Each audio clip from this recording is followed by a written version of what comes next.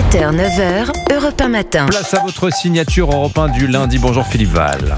Bonjour Dimitri, bonjour à tous. Vous tentez, Philippe, de tirer ce matin une morale de la semaine politique qui vient de s'écouler. Oui, et c'est pas facile tant le mot morale semble inapproprié pour tirer quelque chose du cirque auquel nous avons assisté. Quand on est enfant, un mélange de curiosité et de méchanceté nous fait shooter dans les fourmilières pour voir les fourmis paniquer et courir dans tous les sens. La différence, c'est que nous sommes nous-mêmes des grosses fourmis et que nous shootons dans notre propre fourmilière. Elle est bien trop pensée, trop fonctionnelle, trop rassurante. On s'ennuie. Et ce n'est pas un hasard si le mot bordélisation est venu récemment enrichir le vocabulaire politique. Mais pourquoi, d'après vous, cette fascination du chaos ? Je pense que c'est le symptôme d'une perte totale du sens des réalités des acteurs politiques. Trump nous colle des droits de douane ruineux. On veut la retraite à 62 ans. La Chine cherche à détruire notre économie. La retraite à 62 ans, vous dis-je. Les BRICS s'allient à la Chine, à la Russie, à la Corée du Nord et à l'Iran pour nuire à nos intérêts partout dans le monde. 62 ans, pas un de plus, et c'est mon dernier mot.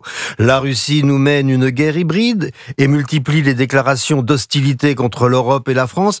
Mais combien de fois faudra-t-il vous le répéter ? C'est 62 ans ou rien. Notre dette explose et notre chaos politique fait grimper en flèche les taux d'intérêt qu'on va devoir payer au lieu de financer l'éducation, la santé et la défense. Ah, mais ça suffit ! C'est 62 ans où on fait tout péter. Bon, d'où vient cet aveuglement selon vous, Philippe ?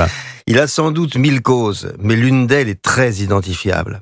La semaine dernière, tout est parti d'un tweet de Bruno Retailleau. Nombreux sont ceux qui en disent d'ailleurs le plus grand bien, y compris parmi ses opposants. Pas du tweet de Bruno Retailleau. C'est un homme cultivé, à la solide réputation de droiture, mais sous le coup de la colère de ne pas avoir été mis au courant de la nomination de Bruno Le Maire, il a écrit 189 signes qui ont déclenché un bazar inextricable de plusieurs jours qui coûtera des milliards d'euros à la France. Or, et c'est maintenant parfaitement documenté, les réseaux sociaux font perdre à leurs utilisateurs le sens des conséquences de leurs déclarations. Et quand on y pense, c'est vrai que rarement en France un tweet a eu autant de conséquences politiques. Oui, mais il y a eu pire. Remarquez. Aux États-Unis, les réseaux sociaux, et singulièrement Twitter racheté par Elon Musk, ont réussi à coaliser une masse de complotistes et d'antivax avec les milliardaires de Silicon Valley, ce qui a lourdement contribué à l'élection de Trump. Avant qu'une telle coalition n'arrive en France, il serait préférable que des coalitions plus raisonnables se mettent d'accord pour améliorer la situation politique, financière et militaire de la France et de l'Europe. Alors que faire ? Eh bien, je vais prêcher dans le désert. Tant pis, je me lance. Alors voilà, je propose qu'on interdise.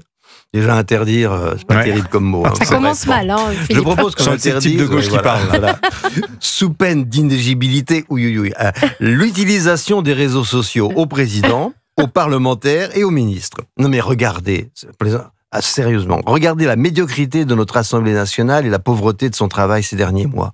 Au lieu de débattre des lois qui sont censées améliorer nos vies, ils tweetent. L'Assemblée nationale est devenue la banlieue de X et de TikTok. On s'y écharpe avec la même absence de considération pour la personne humaine que sur les réseaux sociaux. Ils ont oublié le citoyen qui vote au profit du follower qui like.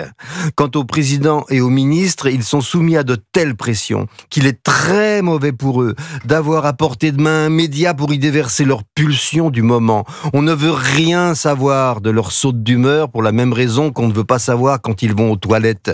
La scène politique a besoin d'une certaine hauteur et ces acteurs gagneraient en crédit en s'interdisant de patauger dans les égouts numériques. Signature Europe 1, Philippe Val. Merci beaucoup, Philippe. Alors